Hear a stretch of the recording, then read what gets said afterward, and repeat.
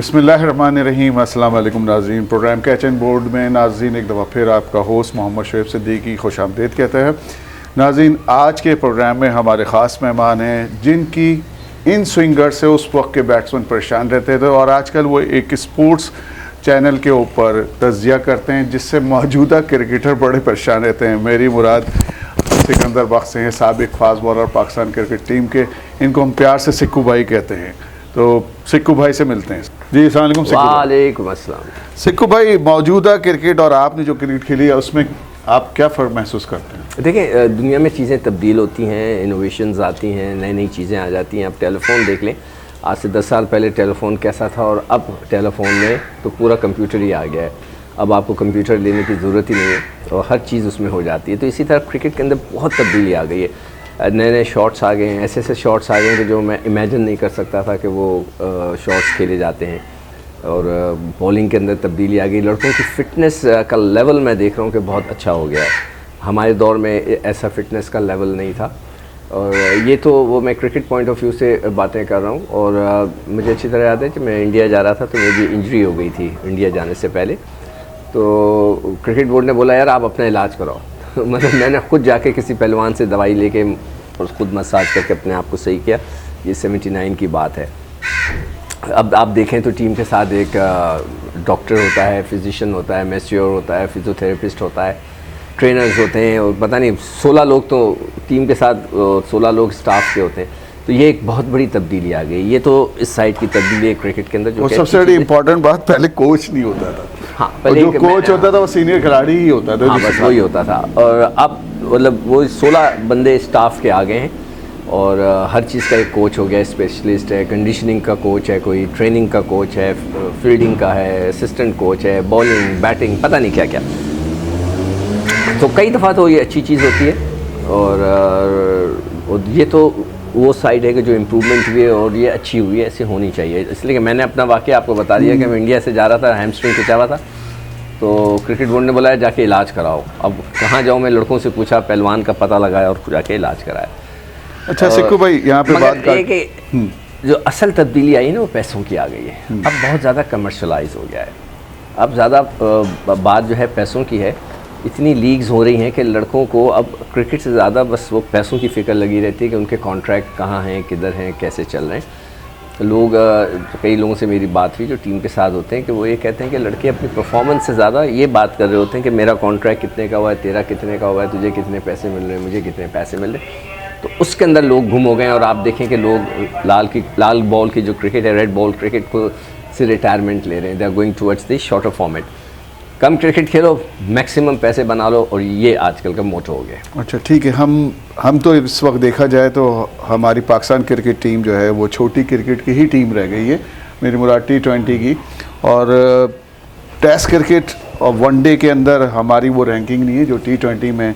तो ये वजूहत वो भी वही वाली जो आप कह रहे हैं कि पैसा इन्वॉल्वमेंट, साथ साथ बोर्ड क्या कर रहा है? बोर्ड क्यों टेस्ट क्रिकेट टीम में जो हमारी कहना चाहिए प्लेयर्स नहीं आ रहे हैं, या वो क्वालिटी के प्लेयर जो आपके दौर में आते थे वो अब नहीं आ रहे? देखिए, उसमें सबसे बड़ी जो वजह है वो क्रिकेट बोर्ड को भी पैसे बनाने होते हैं क्रिकेट बोर्ड चलाने के लिए, और पैसा आता है छोटे फॉर्मेट से।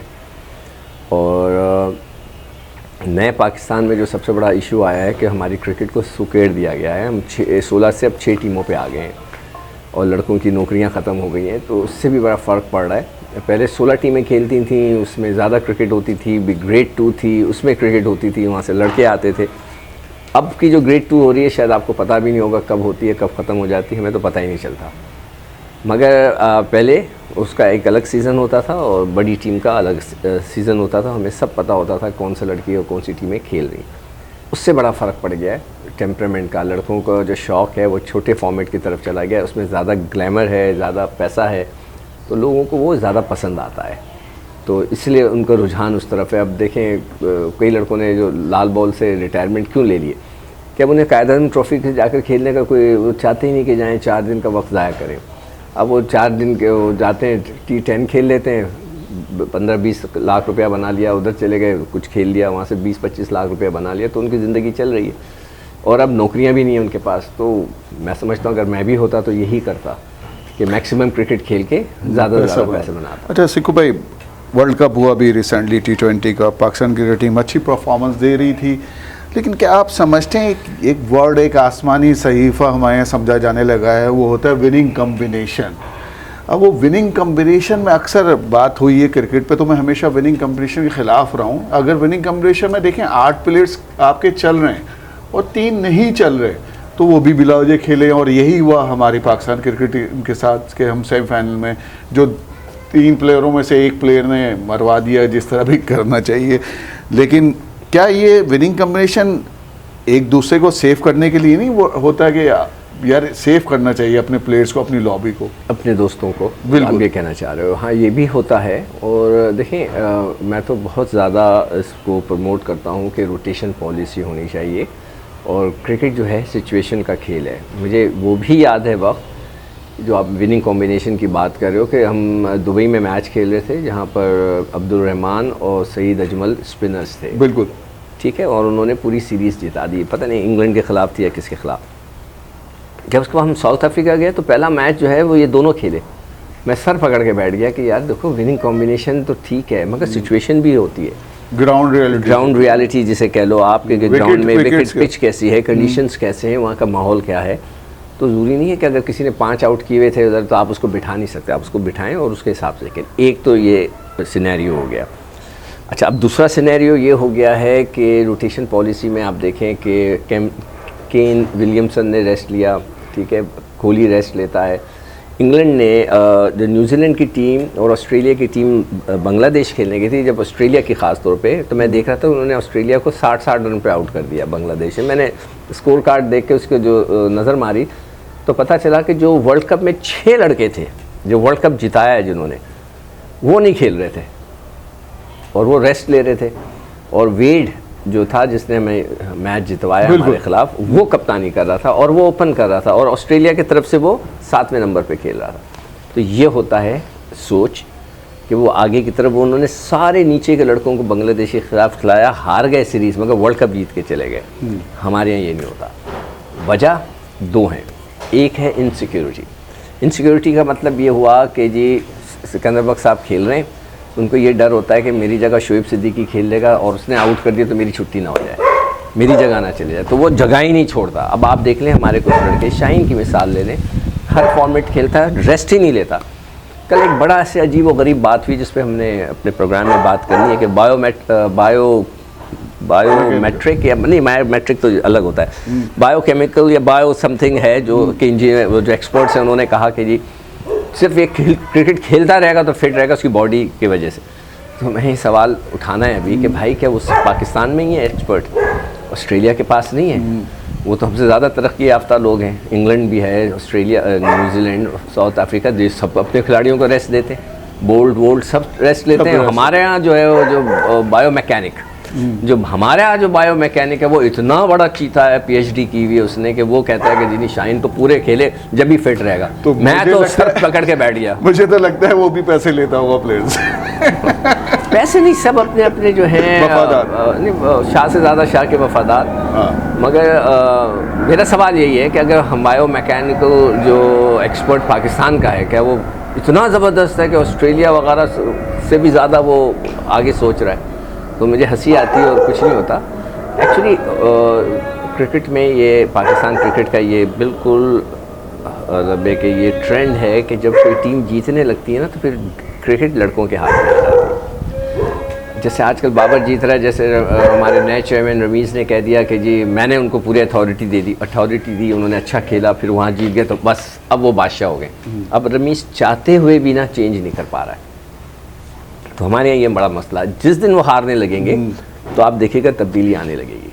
ठीक, क्या होगा कि फिर वो कहेंगे कि अब ये लड़के डालो, मगर अभी जीत रहे हैं तो वो बादशाह बने हुए इस वक्त, और उन्होंने कहा खबरदार कोई लड़का नहीं बदला, अपनी मर्जी से खिला रहे। अब देखें ना, धानी को नहीं खिलाया जा रहा, क्यों नहीं खिला रहे हैं? लगे पीएसएल का बेहतरीन आप कर सकते हैं कि धानी को खिलाएं एक मैच में, आप शाहीन को रेस्ट दे देते एक मैच के अंदर, किसी और को हारिस शाहीन को अभी जरूरी तो नहीं था कि इस टीम के खिलाफ। अब बताएं, हम बांग्लादेश की टीम भी हमारे से मतलब बहुत ही ज़्यादा थकी हुई थी, वो भी उनके खिलाफ भी पूरे लड़के खेले, इधर भी पूरे खेले। अब ऑस्ट्रेलिया की मिसाल ले लें तो वो 6 लड़कों को रेस्ट देते। उनका बायोमैकेनिकल जो है वो मैकेनिकल बंदा जो है वो सो रहा है, वो कहता है नहीं ठीक है। I don't know. अच्छा सिक्कू भाई, आप एक चैनल पे बैठते हैं, आपके तज़िये हम सुन रहे होते हैं और काफ़ी हकीकत से करीब तर होते हैं और सच्चे और हक़ाइक़ से करीब तर तज़िये पर कई खिलाड़ी आपसे नाराज़ रहते होंगे और यकीनन आपको कॉलें भी आती होंगी। मुझे कोई धमकी वमकी की तो कॉल नहीं आती। नहीं, धमकी से मतलब नाराज़गी नहीं, दोस्ती नहीं। हाँ। लोग कोशिश करते हैं लड़के दोस्ती करने की फ़ोन करके, मगर मैं उनको अच्छी तरह बात करता हूँ, खाने की दावत भी देता हूँ कि आएँ मेरे साथ खाना खाएं जब भी आप कराची आओ। मगर एक चीज़ अपने जहन में रख लें, लड़कों को मैं कहता हूँ कि आप भी अपना काम कर रहे हैं, मैं अपना काम कर रहा हूँ, मेरी ये जॉब का हिस्सा है। और मैं हर एक को कई दफ़ा प्रोग्राम में भी कह चुका हूँ कि मैं जो देखता हूँ वो बोलने का आदी हूँ। जो मैं देखता हूँ वो बोलने का आदी हूँ। मैं इस शहर का सबसे बड़ा फसादी हूँ। चक्कर ये है कि किसी को सच हज़म नहीं होता। मेरी किसी से दोस्ती नहीं है। जो भी आए चेयरमैन, जो भी आए कुछ, मैं अपने जो सबसे अच्छा चैनल की पॉलिसी ये लगती है कि वो कभी नहीं मना करते। ठीक है, गुड। वो तो कहते हैं कि जी जो आपको सच्ची बात है आप कहें। आप किसी को, और मैं कभी किसी पे पर्सनल अटैक नहीं करता कि उसने उससे शादी कर ली या किसी लड़की के साथ चक्कर है या ये नशा कर रहा है, ये कर रहा है, नेवर। जो क्रिकेट की चीज़ें मैं उस पर बात करता हूँ। अगर एक दफ़ा एक ज़माने में किसी पर आया था इल्ज़ाम, मैं नाम नहीं लूँगा, कि जो जुआ खेलने गए थे, गैम्बलिंग करने, मैंने कहा नहीं, वो तो उसका अपना पर्सनल मैटर है। हम भी गए, हम भी जाते थे खेलने के लिए। अब थोड़ा ज़्यादा ख़तरनाक हो गया इसलिए कि कैमरे आ गए, हर एक के पास टेलीफोन होता है, वो रिकॉर्ड कर लेता है। वरना हम नहीं गए क्या? मैं 10 दफ़ा गया हूँ। वो सारी चीज़ें जो मैंने की मैं कैसे किसी को मना कर सकता हूँ? हाँ, हम मैच नहीं बेचते थे, एक इसके ऊपर मैं कंप्रोमाइज़ नहीं करता। और जो टीम की परफॉर्मेंस, अगर आपसे कैच छूट गया तो कैच छूट गया। अगर आप गलत भागे तो मैं बताऊंगा कि आप गलत भागे थे। ठीक है, बिल्कुल। कई दफ़ा मैंने एक साहब हैं, वो हमारे सीनियर खिलाड़ी, मुझसे नाराज़ रहते, उन्होंने मेरे साथ प्रोग्राम करने से भी मना कर दिया था, इसलिए कि मैंने जब देखा कि वो इंडिया के ख़िलाफ़ मैच खेल रहे थे और जब वो रन आउट हुए तो वो क्रीज़ से कोई 6 इंच दूर थे, क्रीज़ से 6 इंच दूर थे, और वो यूँ ही चले जा रहे थे। वरना क्या होता है, आदमी 5 गज़ दूर लंबी डाइवें मारता है अपनी विकेट बचाने के लिए। तो मुझे उस पर गुस्सा था, मैंने लताड़ा तो वो नाराज़ हो गए। हुआ करे, वो तो हकीकत है ना। मैं कैसे मना करूं? जो मैं देखता हूं वो बोलता हूं, तो लोग हो सकता है मेरे चैनल को ये बात पसंद आती है कि मैं बिल्कुल साफ़ सुथरी बात, कोई मेरा एंगल नहीं है, किसी से दोस्ती नहीं है, जो हो रहा है वो मैं बता देता हूँ। ठीक है सिक्कू भाई, अब आपकी क्रिकेट पे बात करते हैं। जब आप लोग क्रिकेट खेलते थे, मुझे याद है अभी आपने तस्करा भी करा 1979 इंडिया का टूर, वो आपके लिए बड़ी अहमियत का हामिल था। और उस वक्त क्योंकि कप्तान जो थे इमरान खान जो थे और वो अनफिट हो चुके थे, तो उस वक्त आपने उनकी कमी को पूरा करा, बल्कि हमेशा आपने उनकी कमी को पूरा करा। तो बड़ा यादगार टूर था और आपने सुनील गावस्कर को बड़ा तंग करा था और उसमें माशाल्लाह आपने काफ़ी विकेटें ली थी। मेरे ख्याल में 40 के करीब विकेटें थी। नहीं, 24 के करीब। वो टूर को आप किस तरह देखते हैं? नहीं, अच्छा था। उसमें जो आपने भी जैसे बात की, मुझे एक ये एडवांटेज हो गया था कि मैं वहाँ पे अकेला था, तो सारे बॉलिंग का लोड मेरे पर था, तो मुझे ज़्यादा बॉलिंग मिलती थी, तो मैंने ज़्यादा आउट कर दिए। और जब मैं बड़े बॉलर्स के साथ खेलता था तो बॉलिंग शेयर हो जाती थी। जब बॉलिंग शेयर होती थी तो कम ओवर मिलते थे और इम्पोर्टेंट मौक़ों पे बॉलिंग नहीं मिलती थी। और तो इस लिहाज से बहुत अच्छा था। और इंडिया, मैं इस लिहाज से खुश हूँ कि वो जो टूर था वो बांग्लादेश या श्रीलंका का नहीं था, इंडिया का, जिम्बाब्वे का नहीं था, वो इंडिया का था। इंडिया, और आपको पता है हमारा और इंडिया का तो मजाक चलता रहता है एक दूसरे के साथ। हमारे वो नोटोरियस किस्म के पड़ोसी हैं, तो वो फिर लोग याद रखते हैं। अगर आप भारत के साथ कुछ परफॉर्मेंस दें तो वो सारी ज़िंदगी याद रहती है, तो लोगों को याद रहता है। मेरे ज़माने के जो लोग हैं वो आज भी याद रखते हैं। मुझे याद है, नौजवानों को पता नहीं है, वो क्लिप है ही नहीं मेरे पास कि मैं दिखा सकूं। अच्छा, मुझे याद है 1993 में मेरी मुलाकात हुई थी सुनील गावस्कर से। तो मैंने आपका तस्करा करा तो उन्होंने हाँ मुझे बहुत तंग करा सिक्कू ने, ख़ासतौर पर उनकी इन स्विंगों ने, और वो मुझे हमेशा बोल्ड कर देता था। नहीं, वो होता है, देखिए हर प्लेयर के पास टाइम आता है, अच्छा बुरा एक रिदम आता है। तो वो आया था, वो मेरे ख्याल से मेरी खुशकिस्मती है कि मैंने इतने बड़े खिलाड़ी को आउट किया और वो उसको मज़ा आया, वो सारी ज़िंदगी के लिए मेरे लिए। अब जैसे आजकल के दौर में अगर कोई विराट कोहली को आउट करेगा और विराट कोहली बोलेगा यार ये तो इसका, उसमें तंग आता हूँ इस बॉलर से, तो वो एक बड़ी बात होती है। आज से 10 साल के बाद विराट कोहली की जगह कोई और सुंदर होगा खेलने वाला बड़ा प्लेयर, और वो सुंदर कह रहा होगा, और बॉलिंग कराने वाला कोई गफ्फार खान होगा कि जी वो बड़ा ज़बरदस्त तंग करता है। ये वक्त के साथ चलती रहती हैं चीज़ें। उस ज़माने के बड़े बड़े खिलाड़ी हैं जो बिल्कुल गायब हो गए। मुश्ताक मोहम्मद थे, आसिफ ज़हीर इकबाल अब्बास थे। थे, आसिफ इकबाल थे, वसीम बारी हैं, ये लोग अपने वक्त के ग्रेट प्लेयर बड़े होते थे। players। मगर मेरे ख्याल से आजकल की जनरेशन तो उनको यही नहीं पता कि वो कौन थे। तो सही बात। मैं तो लकी हूँ कि मैं टीवी पे आता हूँ तो लोग गुस्से में मुझे पूछ रहे थे ये है कौन। कई लोग मिलते हैं वो कहते हैं मेरा बच्चा पूछता है ये है कौन, इतनी बड़ी बड़ी बातें करते हैं। क्रिकेट भी खेली है नहीं खेली। अच्छा सिक्कू भाई, एक चीज़ और, आपको मौजूदा खिलाड़ियों में कौन सा खिलाड़ी ऐसा लगता है जिसने मायूस करा ओवरऑल कौम को? मायूस तो देखें, कौम जब जाके मायूस होती है कि जब कोई बहुत इम्पोर्टेंट मैच हो। तो अभी तो टीम बड़ी अच्छी खेल रही है, मगर कई दफ़ा ऐसे लड़के हुए कि उन्होंने, अब मैं किसी का नाम लेना ना अच्छी बात नहीं होती, कई लड़कों ने डिसअपॉइंट किया, कई लड़कों ने नहीं किया, करते रहते हैं। अब देखें ना, मैं सरफराज का नाम ज़रूर लूँगा। सरफराज के साथ बेचारे के साथ ज़्यादती हुई, उसके होते हुए टीम नंबर 1 थी, उसकी जीत की रेशो भी बहुत ज़्यादा थी, उसको हटाना बड़ा गलत था। और उसको और कंटिन्यू रखते तो आज जैसे कि हमने तो वर्ल्ड रिकॉर्ड कर दिया है, सुना है कोई 18 मैच जीत गए इन अ ईयर, तो एक रिकॉर्ड हो गया है।